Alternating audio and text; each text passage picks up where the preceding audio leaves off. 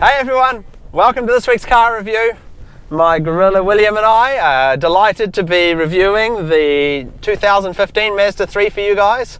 And I guess first off you're going to be saying, what the hell, has the world gone crazy? Is Nick really reviewing a car that's less than $40,000 brand new? This can't be. What's going on?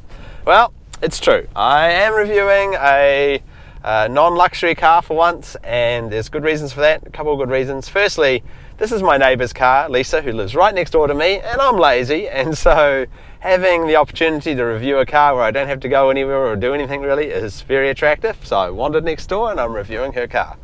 But secondly, I think Mazda deserves a lot of credit for this car, and I'm happy to do my bit to boost any sales for Mazda, because this car is fantastic. It is the best, or maybe one of the best cars in this segment, and this is a very crowded segment. The sort of $15,000 to $25,000 base car segment there are so many cars. There's over 30 different cars in this segment, and there's some rubbish in this segment as well. And this car is fantastic, which it says something, because I really thought that Mazda would start to fall apart after Ford sold their controlling interest and shares in Mazda back in 2008. A lot of the smaller Japanese cars like Mitsubishi and manufacturers like Mitsubishi and so forth have really just produced crap lately. They just haven't put any effort into improving their cars. And I thought Mazda just wouldn't have the budget to keep up the good cars, but I've been wrong. They've done an amazing job. In fact, they've gone strength to strength. And it shows, the products they're producing are fantastic. Better than a lot of the big car companies. And I'll talk a little bit more about that later on. It's really impressive how Mazda have pulled off, with such a small amount of budget and really struggled with sales for a few years, really still pulling off, really producing fantastic cars. The only other reason I would love to review this Mazda 3 is that Mazda 3s I have a little bit of a soft spot in my heart for Mazda 3s, because one of my first cars was a Mazda 323. In fact, it was a 1991 Mazda Astina back in New Zealand, and it was the Mazda Astina GT, which was about 140 horsepower. And back in the day, back in the 90s, that was a lot of horsepower for a young guy like me to own, and I just thought I was the man in that car. So yeah, I've always loved Mazda 323, so I'm pretty pleased to be able to drive this one. So what are we going to do? Well, I wanted to talk a little bit about the specifications of this car, a little bit about the history. Then we'll take it for a spin, have a look around the inside of the car, have a look around the outside, and then finally we'll wrap up by looking at some of the other great competitors of this car in this price range, which there are a few, and talk about some of the terrible cars in this price range, which there are a lot. In particular, I'm going to have a bit of a rant about how terrible the latest edition of the Toyota Corolla is. So anyone that wants to hear a rant about a Toyota Corolla, stay tuned. If you are a Toyota Corolla fan, then maybe turn off now. Anyway, on with specifications of this car.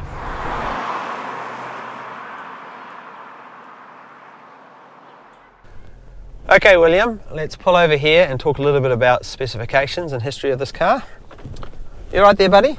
You don't even have a seatbelt on. What type of stuffed gorilla parent am I that I don't even put your seatbelt on? You just have to sit there and try and be safe. Anyhow, the Mazda 3 and the engines and technology in it. Well, this car that I'm driving today has the 2-litre, 155 horsepower, 150 foot-pounds of torque engine in it, which is enough to motivate it along. It's a pretty light car, under 3,000 pounds, so it's not gonna win any drag races. 0 to 60 in 8 seconds. It's enough. But what's interesting about this engine is that it's a direct injection engine. You can tell it's a direct injection engine because it's got the little Sky Active badge on the back of the car. What is Sky Active technology? Well, it's Mazda talk for direct injection engines. What are direct injection engines? Well, it's a technology that's actually been around for a while now. It's been in luxury cars for 10-15 years. In fact, I remember when Audi introduced their FSI cars, which is their name for direct injection. They first introduced the 2-litre FSI engine, which happened to have, you guessed it, 155 horsepower, 150 foot-pounds of torque, and a 2 litre as well. So here we are, Mazda catching up with Audi from 15 years ago, and producing exactly the same horsepower and torque, which is interesting. So yeah, most cars these days have direct injection. Why is direct injection good, and what is it? Well, simply put, it's a bit like diesel injection technology, where instead of the fuel being injected through the valve at the time that the piston is coming down and sucking air into the cylinder, the fuel is actually injected at the time that the piston's back up and has pressurized the air just before the spark combusts and forces the piston back down again. So you're getting the fuel injected right at the right time, so it's nice and misty, and you get a more complete combustion because the fuel's being injected at the point of combustion, instead of having to wait for the piston to go down and come back up again, and the fuel can settle in the cylinder. So yeah, direct injection is great.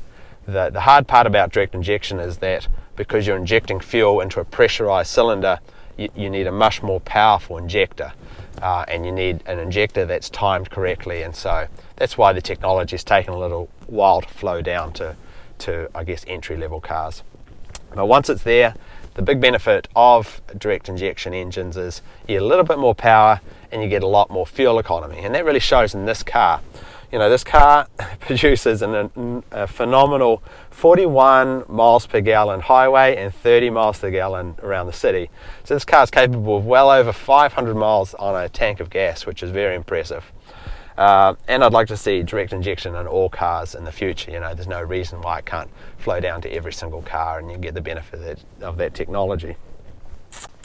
As for a bit of history about this car, well, you know, you can trace the ancestors of the Mazda 3s all the way back to 50 years or so.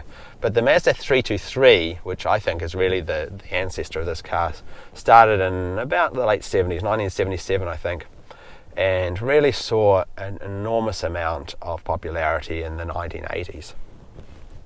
And then as things wound off into the 90s and the early 2000s, Mazda sort of lost their way a little bit, but now they're really picking it back up again. So I'm really pleased to see Mazda coming back into their own, and I'm excited that this car is doing such a great job of, you know, taking it to the man, taking it to the big car companies. So I think it's going to be, well, it's already proving to be a sales winner for Mazda, but I'd like to see it sort of overtake the Toyota Corollas of this world, because it is a good enough car to do exactly that. Anyway, let's take it for a spin, and we can talk a little bit about what a nice car it is to drive, and then we'll get on with the rest of the review. Ready, William? Going for a drive? Woohoo! Okay, here we go. So first thing I'll say is, of course, 155 horsepower in this 2 litre model. It's not going to win any races, but it does a lot with what it's got, and I've got to give Mazda credit for really setting up a sweet little car here. You know, it really straddles that balance between being a comfortable car and being a little bit sporty as well. That is, you know, if you just want to cruise along easily, it does a great job at that. But if you want to, you know, drive in a little bit more of a spirited manner, it copes with that as well.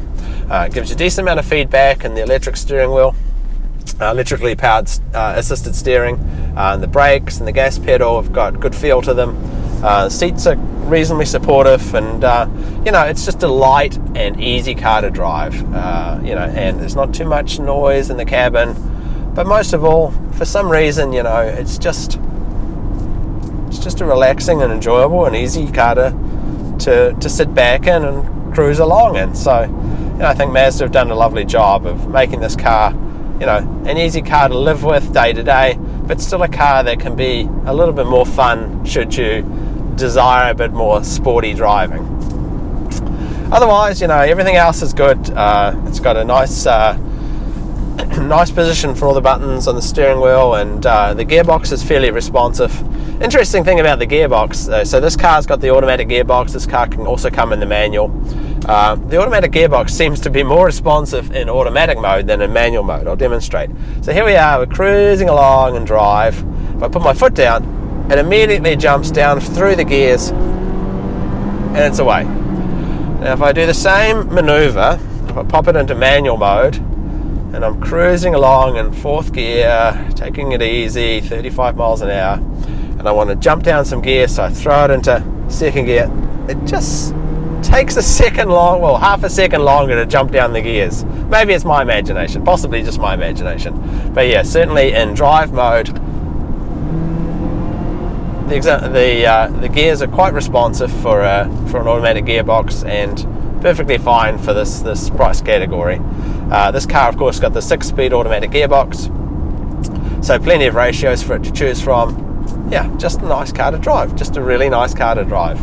And you know, for those of you that are not interested in driving in a more sporty manner, if you're just cruising along more leisurely, this is a nice, comfortable little cruiser as well.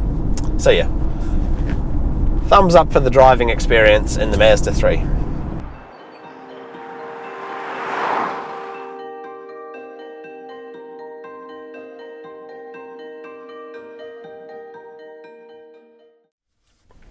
Okay, so I've stopped here and I've put Mr. Fat Furry into the back so that we can take a closer look at the interior or the front of this car. And this car shines in the interior. You know, Mazda 3, I think they're doing a great job of the interiors. This particular car is the Grand Touring trim, which is the top of the line trim. So there's a lot of extra toys, as you can see from the standard equipment list. There's endless stuff on there. But probably the highlights, you know, it's got the Bose sound system, it's got a lot of deviated stitching, it's got the fake leather, the soft fake leather, and lots of other little niceties. You know, this car has sort of a fake plastic carbon fiber trim to it, which does a pretty good job actually. I actually like this little plastic carbon fiber more than I like it in my M4. I'd rather this than the sort of glossy carbon fiber my car's got. But yeah, it's a nice place to be. The seats are pretty comfortable. Actually, the seats are pretty firm. I'm curious to see how the seats would be on a long journey, whether they'd still be comfortable. But yeah, they're pretty firm and pretty supportive. They've got a nice shape to them. The buttons, interestingly, there's only one auto button for the windows, the driver's side, so that means that this car doesn't have an internal bus, that is, all the windows are not centrally controlled by the computer. They're actually the old style of just a direct electronic connection. But you know, the buttons are nice. The handles got a nice aluminium feel to them. The steering wheel is lovely. They've done a great job with the steering wheel. It looks nice. It's certainly nice to drive. It feels nice, and it's got a great button layout. The stereo buttons up here, cruise control buttons over here, and you can change the what the trip computer's telling you here. The dash has a nice central speedometer, which has a little bit of a optimistic top speed of 160 miles an hour, and the digital tach on the left hand side, which I'm not a big fan of digital tachs, but this one seems to work fine. Also shows what gear you're in and your trip miles and so forth. Over here you've got a very Mercedes C-Class like screen, but they do a much better job on this screen than in the Mercedes, that's for sure. And that's great because a lot of the Japanese cars, and I'm thinking of you, Lexus and Toyota, do a pretty bad job of their infotainment systems, and so it's nice to see a decent one in a Japanese car. This one you can control from the little buttons down here, or it's also a touch screen, so you can jump straight up here and you can touch whatever you want to do. And it's, if you notice, it's actually very responsive.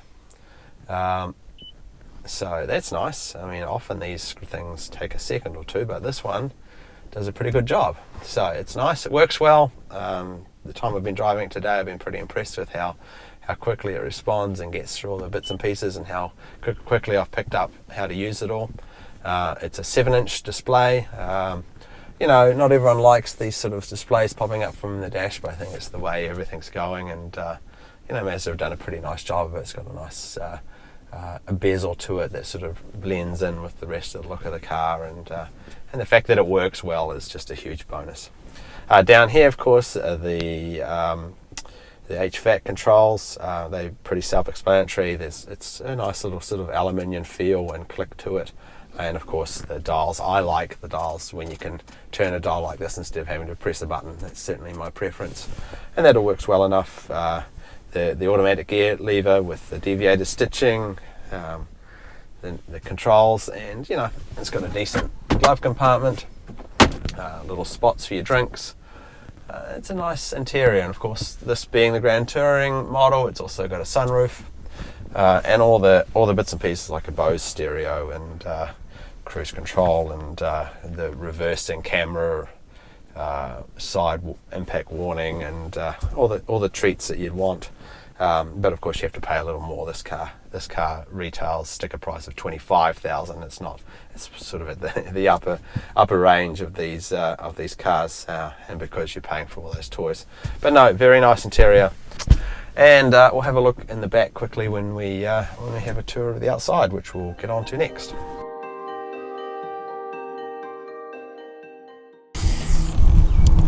Okay, let's stop here in the sun and have a look at this little red Mazda 3.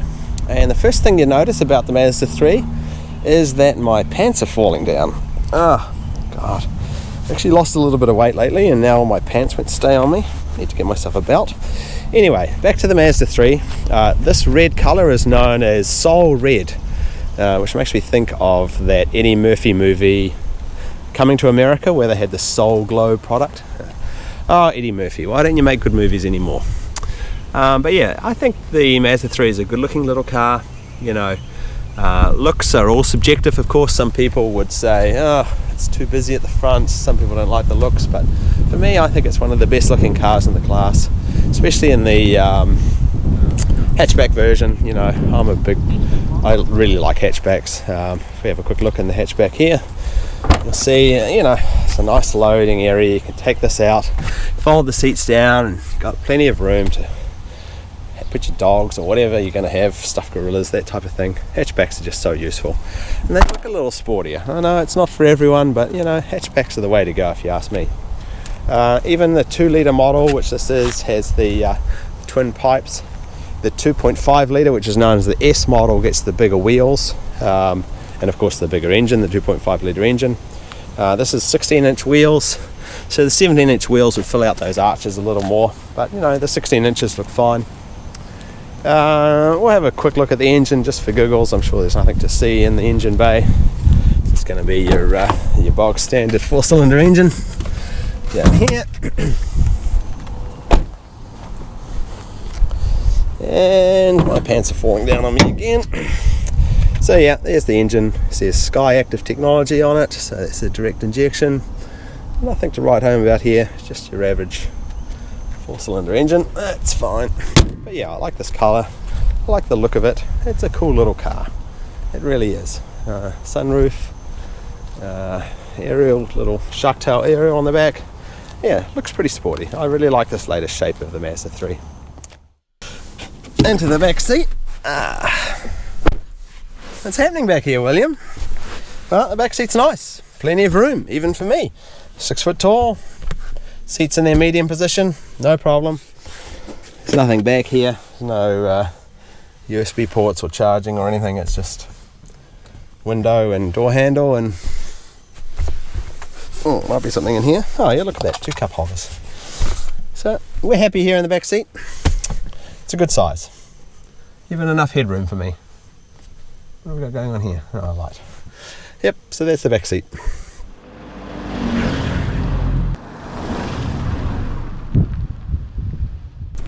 Okay, finally, let's stop and have a little bit of a talk about other cars in this category. And as I mentioned earlier, there are a lot of cars in this category. And so I don't want to go through them all. I just want to focus on a couple of the good ones and a couple of the bad ones. And we'll start with the good ones. The good ones, my favorite car in this category, as much as I love the Mazda 3, and I think it is perhaps one of the best, if not the best, my actual favorite, of course, is the Volkswagen Golf. I own one myself, and I think Volkswagen have just done such a great job in engineering that car over the generations to be just as perfect as it can be in this price bracket. The Golf has one of the best engines in this price bracket, the 1.8 litre FSI turbo engine which runs on the cheap gas but yet produces the most horsepower and the most torque in this group. The driving dynamics are amazing. It's such a lovely, comfortable car to drive, from the seats, the steering, the gearbox is quick, the navigation, everything works so well. It really is an incredible car. But I understand that not everyone wants a German car, and item for item, the Golf can be a little more expensive than other cars in this category. So, you know, depending on your priorities, I think either the Mazda 3 or the Golf are two of the best cars in this category. Outside of a Japanese car or a German car, the next car that I like is actually an American car. The new Ford Focus is just an incredible car as well. Another car which has gone through so many generations now that they've really started to produce a quality vehicle, and so this latest generation Focus is awesome. And another thing I love about the Focus, of course, is it comes in a hatchback. That's the Focus, the Mazda 3 and the Golf all appearing in hatchbacks. So finally we're getting some hatchbacks here in the US, which I love. I really like the shape and the usefulness of having a hatchback, and so I think the Americans are finally getting over the anti-hatchback feelings they've had for generations, and we're starting to embrace the awesomeness that is a hatchback. So yeah, my three favourites in this category would be the Mazda 3, the Volkswagen Golf, and the new Ford Focus. All fantastic cars, just tweaked depending on your preferences as to which one you might want to get. At the other end of the scale, and there's a lot of cars in this group, and I don't want to go through them all, but at the other end of the scale, I would like to have a quick rant about the latest Toyota Corolla. And what I find incredible about the Toyota Corolla is, just like these other cars, it's gone through many, many generations. And Toyota are the wealthiest car company in the world, and so they should be making the best car in the world, but they're not. They're cutting corners and they're making crap. You know, on its own, the Toyota Corolla is pretty much okay, but there's a reason why the Toyota Corolla gets bagged by the motoring press and loses all of the comparison tests. In fact, the latest comparison tests from Car and Driver, they lined up all the different cars in the segment, and Toyota Corolla came in last, dead last, not even by a small margin, by a large margin, because they feel old and tinny. They have the the whiniest, lowest power engine. They're just not a fun car to drive in any way. But does anyone take any notice of these things? No, of course not. People continue to buy the Toyota Corolla in droves. Why is that? Because, you know, people in this segment aren't looking for performance. They aren't looking for a car that is fun to drive. They're not car people generally. They're not going to read up on the cars they're buying. They just want an economical, reliable car from a manufacturer that they can trust. And the Toyota Corolla is that. You know, the Toyota Corolla will last 300,000 miles and it will get you from A to B every time, and it will cost you no money. And so if people are looking for that in a car, go and buy the Toyota Corolla. Well, I honestly believe there's better cars out there than the Toyota Corolla now. And the biggest fault I have with the Toyota Corolla, you know, a lot of the car magazines point out its faults because it does have an old engine. It does have a terrible transmission. The satellite navigation and infotainment system has come directly from the 1990s, just like everything else from Toyota and Lexus. They just can't get that stuff right. But worst of all, and something that everyone overlooks, is the braking performance of the Toyota Corolla. And I think that's where Toyota should be ashamed of themselves, and that, you know, because they're not putting direct injection engines in, and because they're not bringing the technology up, because they're just being cheap with these cars, they still have to have the good fuel economy for their cars to sell. And so how do they get that great fuel economy? Well, they put in slightly smaller engines, so they use slightly less gas, and they put low rolling resistance tires on their cars, and they cheap out with the brakes. Yes, the Toyota Corolla still has drum brakes on the back. You remember drum brakes from the 1940s when cars didn't stop. Well, guess what? When you put drum brakes on a car in this modern day, they still don't stop. And so, yeah, the combination, I think it's the combination of the brakes and the terrible tires they put on those cars, makes it so that the Toyota Corolla, even in ideal conditions, takes 30 feet or more. That is 2 car lengths or more to stop compared to other cars in this category, and that is terrible. And that is something that everyone seems to overlook. You know, even if you're only interested in the reliability of your car and the name Toyota, you know, you should still also be concerned by the safety of your car. And the Toyota Corolla, in my mind, doesn't meet safety requirements, even though it gets a 4-star NCAP rating, blah blah blah, and they say that the brakes are sufficient. I want my car to stop, and well, the Toyota Corolla does stop in the end.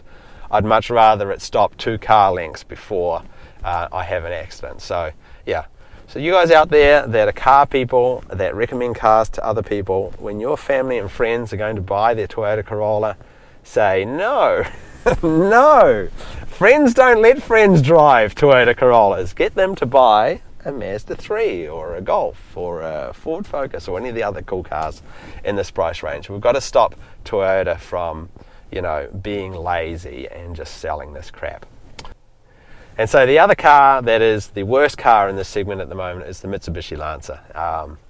And the reason for that is that Mitsubishi, unlike Mazda, you know, when they started hitting hard times, they just pulled the money from research and development, and they've been pouring out the same shitty engines and cars that have just been slight changes to the look and feel for the last 2 decades, and it's really starting to show. The latest Lancer is just terrible on every level. It has terrible fuel efficiency, it has terrible braking, it is slow, the interior is just 2 decades old. I would hate to be a Mitsubishi dealer. Oh, they just are producing terrible cars these days, and they used to produce such awesome cars. So it's a real pity that Mitsubishi are going down the toilet. But yeah, just stay away from Mitsubishis. They're just rubbish these days. So there we have it. I hope you guys have enjoyed my review of this Mazda 3. I really appreciate Lisa lending it to me and letting me review it, and William and I had a good time in it. And if you guys enjoyed this review, I'd be happy to do more reviews of more affordable cars in the future. Obviously my preference and what I know the most about are cars a little bit further up in the price bracket, but you know, it can be fun to be reviewing these cars as well, because they are a lot of fun to drive. So yeah, let me know in the comments if you want me to do more affordable cars, but in the meantime we'll get back to more classic cars and more executive cars next week. Anyway, thanks everyone for watching. William and I appreciate your views and your likes, and we'll see you in next week's car video. Bye then.